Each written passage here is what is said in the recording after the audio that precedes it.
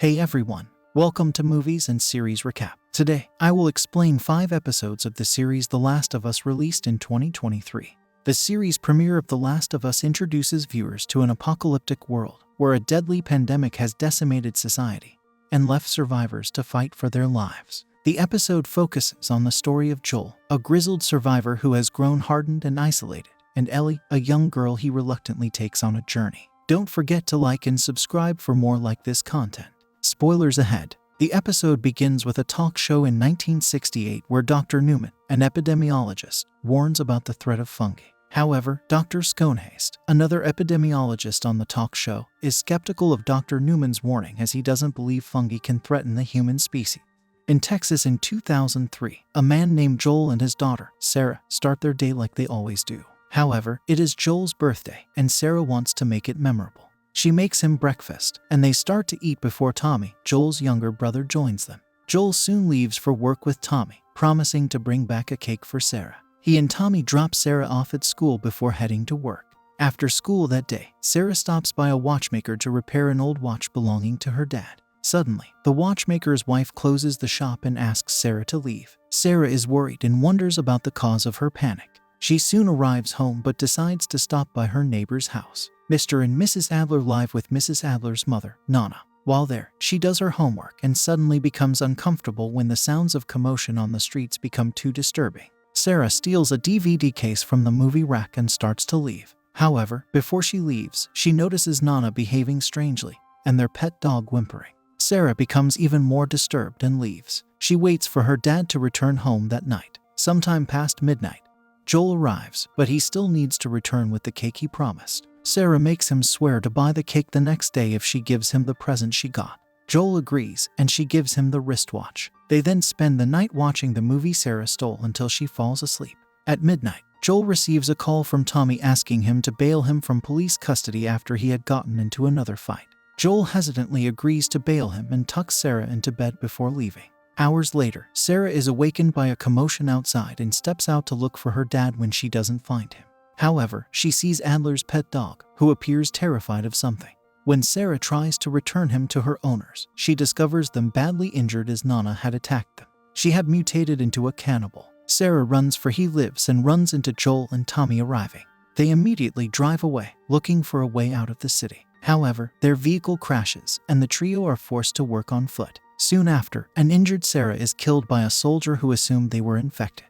Before the soldier can shoot Joel, Tommy saves him. Joel cries as he holds his dead daughter in his arms. 20 years later, in 2023, a mass fungal infection that forces its hosts to transform into zombie-like creatures has sparked a global pandemic. Society has collapsed, and many survivors live in heavily militarized quarantine zones worldwide. Deserters are hung and executed, and curfews are put in motion for the safety of the survivors. Now separated from Tommy, Joel lives in a quarantine zone in Boston, managed by the Federal Disaster Response Agency. Simultaneously, the Fireflies, a rebel group opposing FEDRA, start a rebellion. Joel works as a smuggler with his partner, Tess. Over the years, Joel had kept in touch with Tommy and planned to leave the quarantine zone to meet him.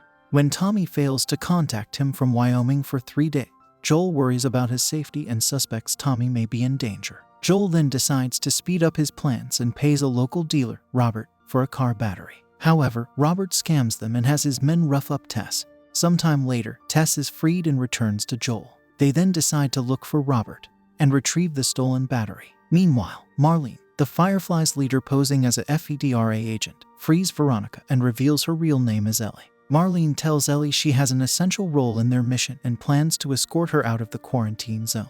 After breaking into Robert's hideout, they find him dead. They discover that he plans to sell the battery to the Fireflies. At the scene, Joel and Tess encounter an injured Marlene, who begs them to take Ellie to the Massachusetts State House in exchange for a working truck and any supplies he needs. Joel hesitantly agrees, and they leave with Ellie. Tess leaves Ellie with Joel at their hideout to make preparations. Soon after, Joel falls asleep, and Ellie deciphers a code Joel was studying over the radio.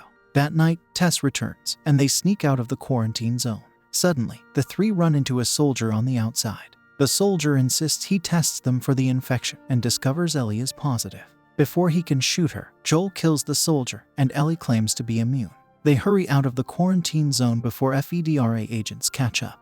Episode 2. In this episode, 2 days before the worldwide outbreak, in Jakarta, Indonesia, in 2003, the government orders officials to pick up a mycologist. On the way, they brief her about a fungi outbreak. When she arrives at the facility, the officials show her an infected corpse. She examines the corpse and immediately becomes frightened.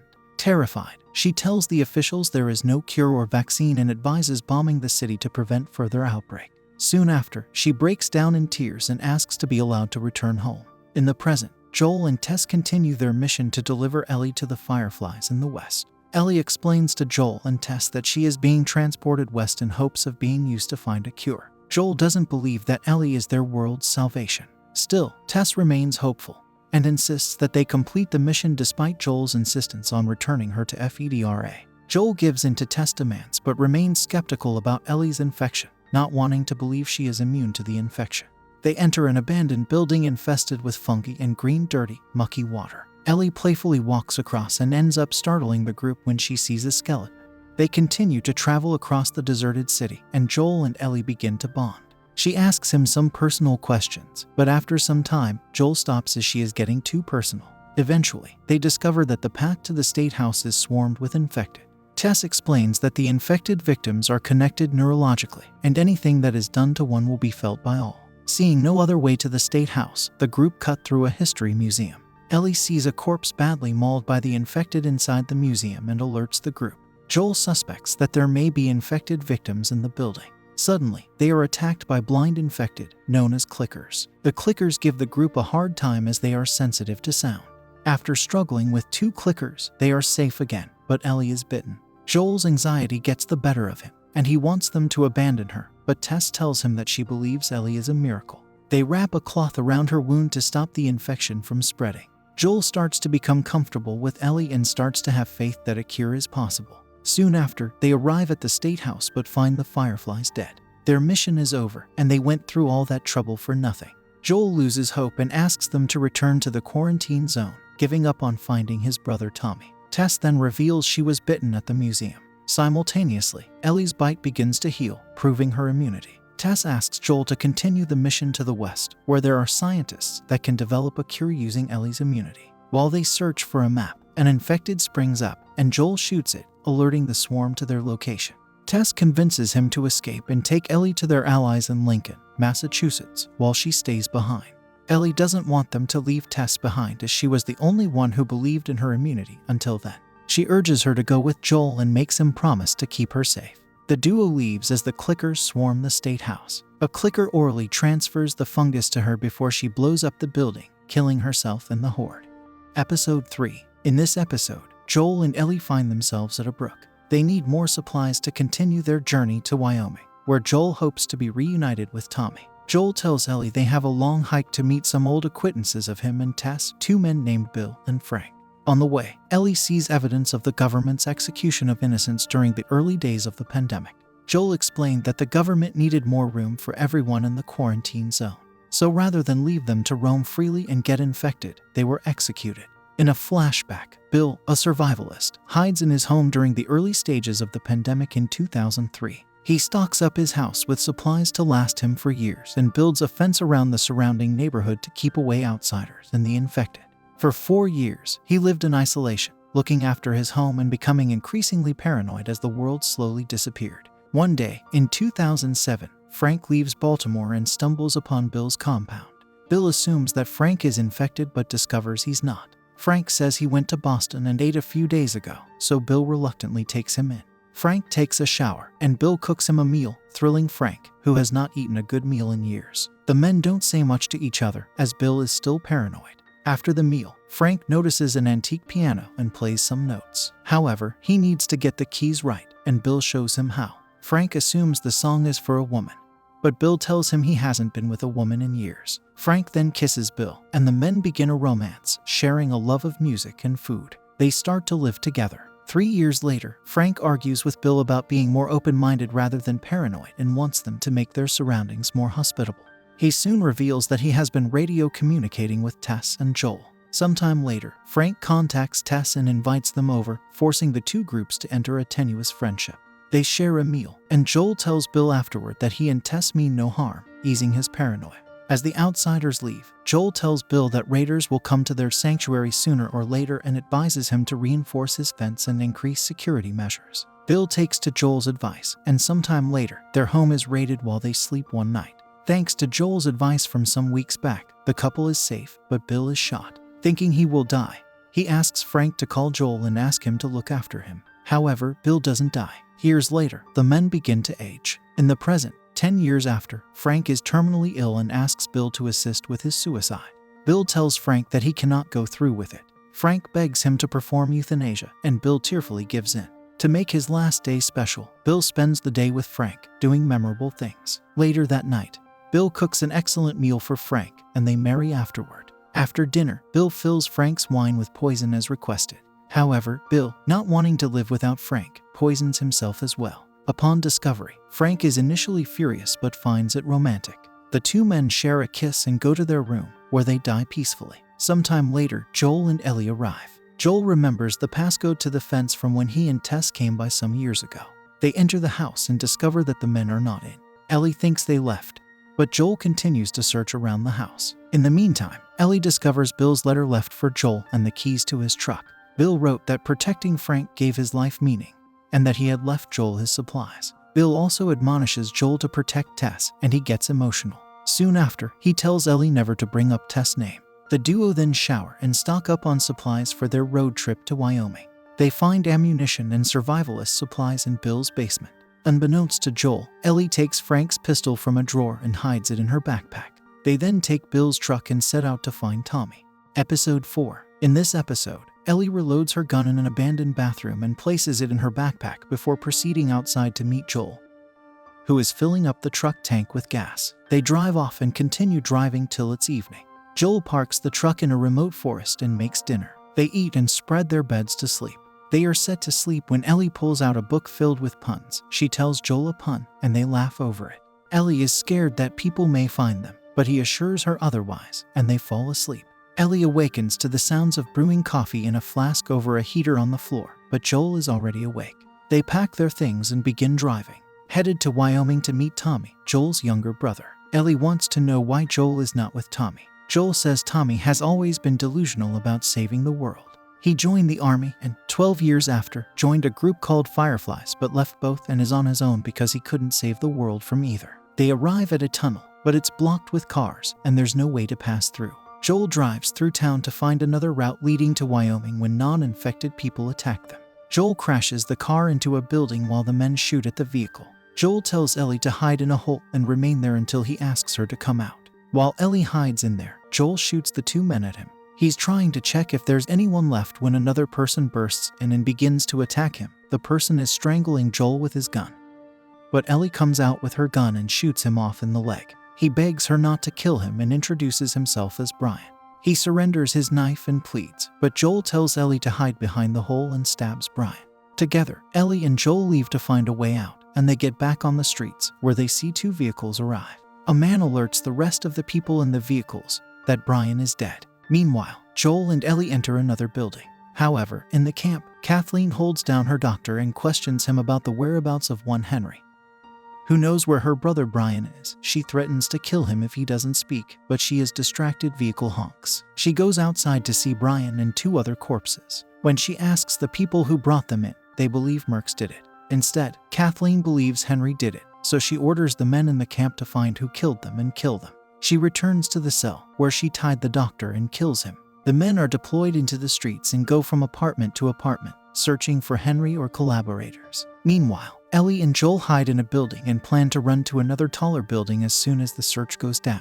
Joel apologizes to Ellie for having to shoot Brian to help him out, but she confesses that it wasn't her first time using a gun, so Joel shows her how to target and hold a gun with her two hands. Joel assures her that they will be fine, and they leave the building. However, Kathleen and her group have yet to find Henry. She proceeds to a building with two men and checks the attic. There are paintings by Sam scattered around and empty food cans. Kathleen tells the men to increase security around the camp's food as she believes they're out of food and may want to steal from the camp's supplies. Kathleen walks further into the building and enters the storage room, a crack in the middle of the ground and a force from beneath trying to burst it open. Kathleen tells Bleth to seal the building and disengage anyone from entering.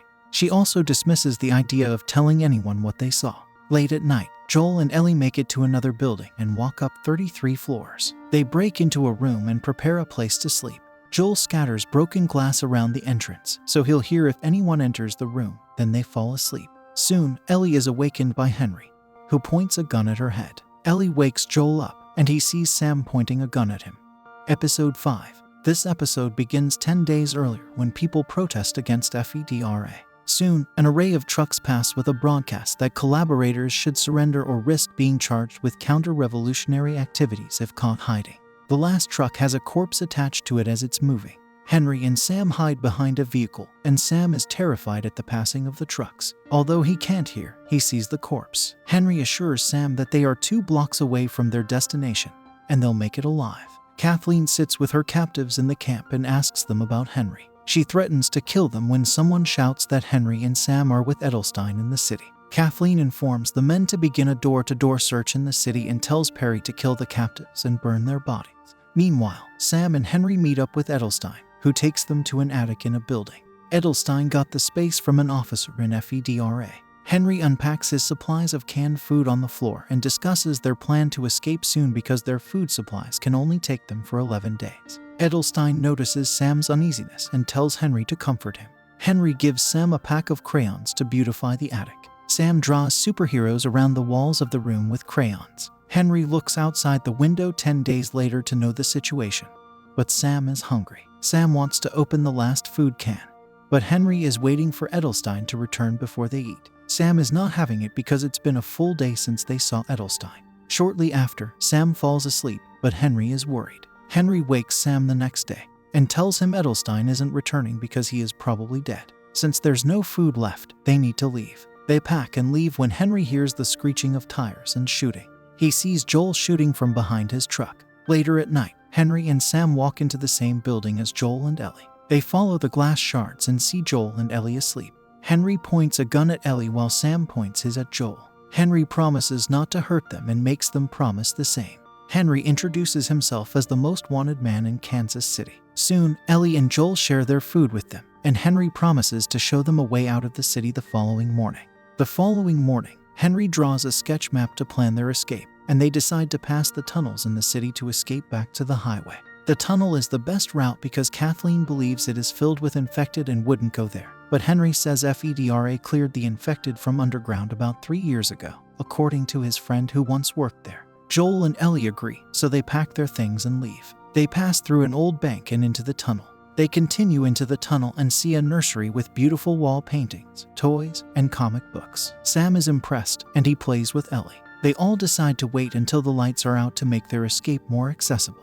While Ellie and Sam play, Joel apologizes to Henry for being the most wanted guy in Kansas City. Still, Henry confesses that he's the most wanted because he sold out the leader of the resistance movement, and Brian to FEDRA because he needed to get a drug from them that could save dying Sam from leukemia. Afterward, they begin to move again. However, the search continues. Kathleen hides away in the room she grew up in, and Perry comes to see her. She tells Perry about her brother Michael, who always told her to forgive, but she never saw the point. Perry also supports that forgiveness never took her brother anywhere, so he'll stand with her regardless of her decision. Meanwhile, Joel, Ellie, Sam, and Henry make it to the other side of the city and are on their way to the river that'll lead them to the highway. As they're walking, they hear gunshots and hide. The gunshots are coming from a building, so Joel tells them to hide behind a car while he goes to the building and gets the shooter. Joel enters the building and sees an old man shooting. He tells the man to slide the gun over, but he tries to shoot Joel, and Joel shoots him instead. Soon, Kathleen's voice appears over a walkie-talkie and tells the older adult, Anthony, that she's on her way. Joel gets the information and shouts to the rest to run. They begin to run as the vehicles approach them. From the building, Joel shoots at the driver of the first vehicle. The vehicle crashes and is set aflame. Kathleen tells some men to go into the building from behind and kill Joel as she calls out to Henry. Henry promises to surrender as long as Kathleen doesn't kill the children. Kathleen refuses, so Henry tells Ellie and Sam to prepare to run, and he surrenders. Kathleen is about to kill Henry when many infected run out and attack. Kathleen's men begin to shoot infected while Sam, Henry, and Ellie run. Henry and Sam hide under a car while Ellie falls. She begins to run again, with Joel covering her from the building. She saves Henry and Sam, and they continue to run. However, Perry and Kathleen are killed by the infected. At the same time, they all escape into a building far off from the infected. Joel and Henry talk in the living room, and Joel asks Henry to come along. Henry agrees and decides to tell Sam the following day. Then Henry tells Sam to go to sleep. After Henry leaves, Sam tells Ellie he's been bitten by an infected. Ellie shows him a scar that she was bitten earlier, but her blood is medicine, so she cuts herself and rubs her blood on his wound. Sam tells Ellie to stay up with him, and she promises to. The following day, Ellie wakes up and meets Sam sitting up already. She touches him, but he's been infected, so he attacks her. Ellie runs out, and Joel tries to get the gun, but Henry beats him. Henry shoots at Joel to stand back, but Ellie screams. Henry immediately shoots Sam dead. When Henry realizes that Sam is dead, he shoots himself too. Shortly after, Joel and Ellie bury Henry and Sam's corpses, and they continue on foot to Wyoming. Thank you for watching, and I hope you enjoyed the video. Comment what you think I should recap next, and I'll see you in the next video.